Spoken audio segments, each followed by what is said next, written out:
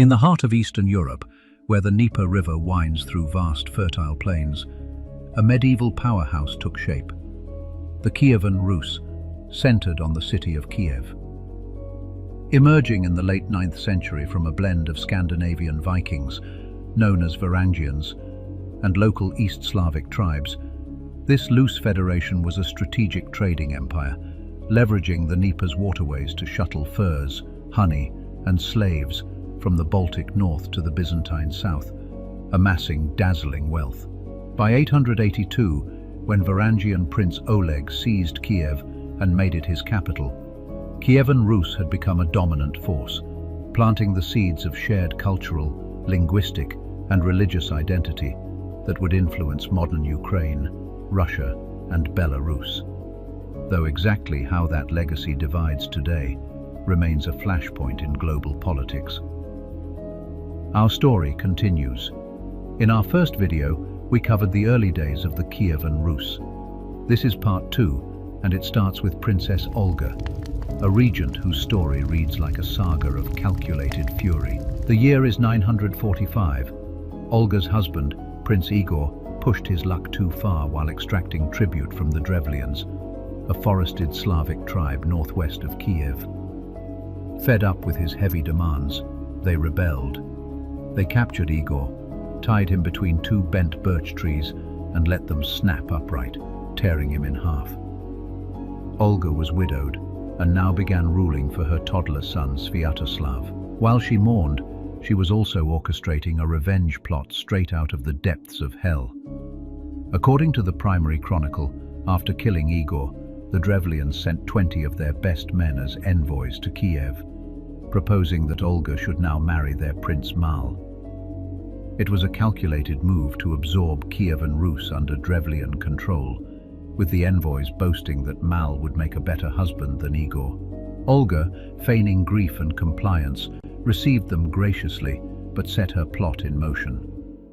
She told the envoys that she accepted the proposal, but to honor their status, they must return to their boat on the Dnieper River and wait there overnight. The next morning, she instructed that the people of Kiev would carry their boats, with the envoys sitting inside on their shoulders, through the city gates to her court as a sign of respect, a custom that flattered their egos but hid her true intent. Unbeknownst to the Drevlians, calculated and cold, Olga had ordered her men to dig a deep trench in the courtyard overnight. The following day, as planned, the Kievan people hoisted the boat, with the envoys still seated inside it, onto their shoulders, and paraded it to Olga's presence. Upon arrival, they hurled the entire boat into the prepared trench. Olga then approached the edge, leaned over, and cold as ice, asked the trapped men if this honor suited them, all while her warriors shoveled earth over them, burying the envoys alive. This act was the first in a series of vengeful strikes detailed in the Chronicle, designed not only to avenge Igor, but to assert Kiev's dominance and deter future rebellions.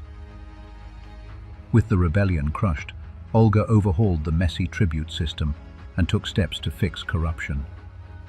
In the year 957, in a bold diplomatic pivot, she traveled to the city of Constantinople, the dazzling capital of the mighty Byzantine Empire, hub of silk roads and imperial intrigue. It is here she converted to Orthodox Christianity, adopting the baptismal name Elena, pulling Kievan Rus toward the world of Byzantine alliances and away from its pagan roots. Olga's groundwork paid off under her grandson, Vladimir the Great. Born around the year 958, Vladimir clawed his way to the throne by eliminating his brothers in a brutal civil war. He was initially a devout pagan who erected grand idols to Slavic gods. But as his empire grew, he recognized the need for unity. In 988, Vladimir besieged the Byzantine city of Chersonesus on the Crimean Peninsula, a vital Black Sea outpost, and cut a deal with emperors Basil II and Constantine VIII. Military aid against rebels in exchange for marrying their sister Anna and converting to Christianity. He agreed, and was baptized in Chersonesus' waters. He returned to Kyiv, razed pagan temples, and as per the chronicles, herded residents into the Dnieper for a mass baptism. But why did he choose Orthodox Christianity? As the legend goes, his envoys, who were scouting faiths at the time, dismissed Islam, as it did not allow the consumption of alcohol and pork, Judaism for its followers' woes, and Western Catholicism for its austerity. They were dazzled by Constantinople's lavishness. This vaulted Kievan Rus into Europe's Christian fold, importing Byzantine art, law and clergy to consolidate power and bolster Vladimir's rule. The Golden Era truly crystallized under Vladimir's son, Yaroslav, dubbed the Wise for his blend of military might and cultural vision. After years of sibling rivalries, Yaroslav secured undisputed control in 1036, turning his gaze to external threats like the Pechenegs, fierce Turkic nomads from the Central Asian steppes who'd plagued Rus borders with raids for decades. In a fierce showdown that year, his forces obliterated them at Kiev's very gates, ending the menace in a haze of dust and arrows. To mark the triumph, Yaroslav commissioned St. Sophia Cathedral, a Byzantine-inspired masterpiece with golden domes and intricate mosaics that still stands as a UNESCO site today. He didn't stop here. Yaroslav compiled the Russkaya Pravda, the first written law code for the Rus, fusing Slavic customs with Byzantine principles to regulate everything from murders to merchant disputes. And through dynastic chess, he married his daughters to royalty across Europe.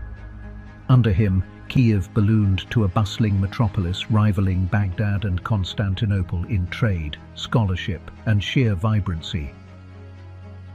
Golden Age that masked the cracks forming beneath. Those cracks widened fast after Yaroslav's death in 1054.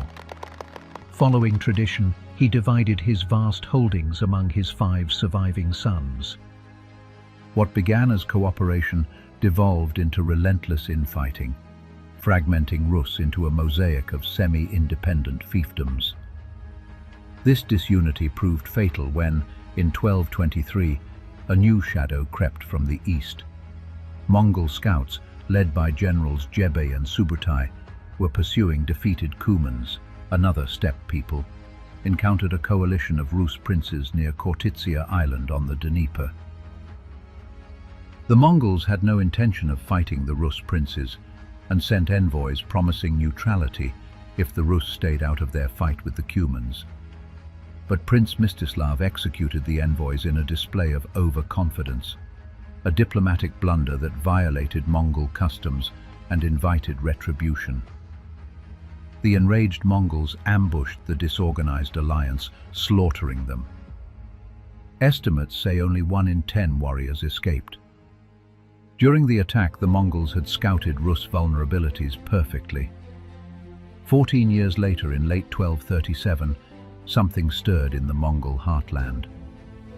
Ogedei Khan had ordered Batu Khan, Genghis Khan's grandson, to conquer Rus a couple of years earlier.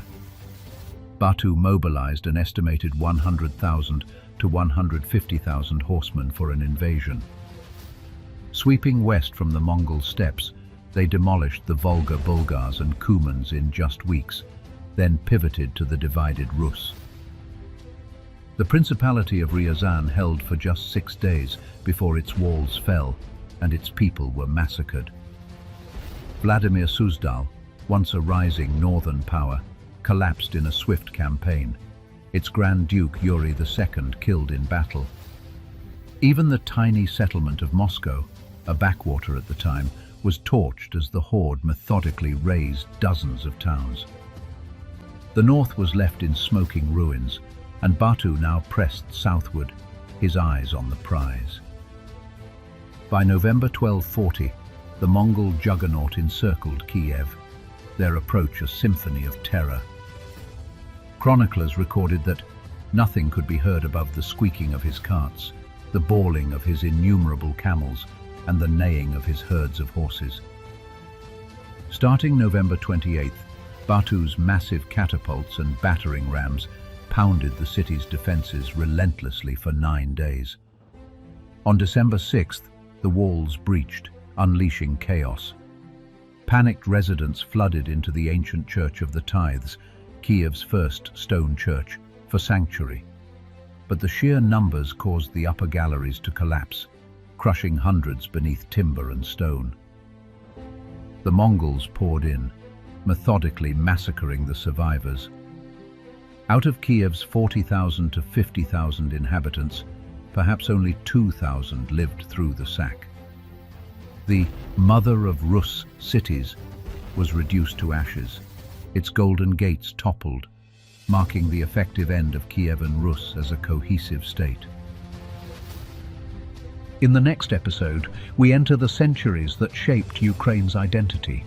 Foreign powers rising and falling, empires colliding, Cossack rebellions and shifting alliances. The dramatic choices would define the region for generations. If you want to follow this entire story with clarity, make sure you're subscribed.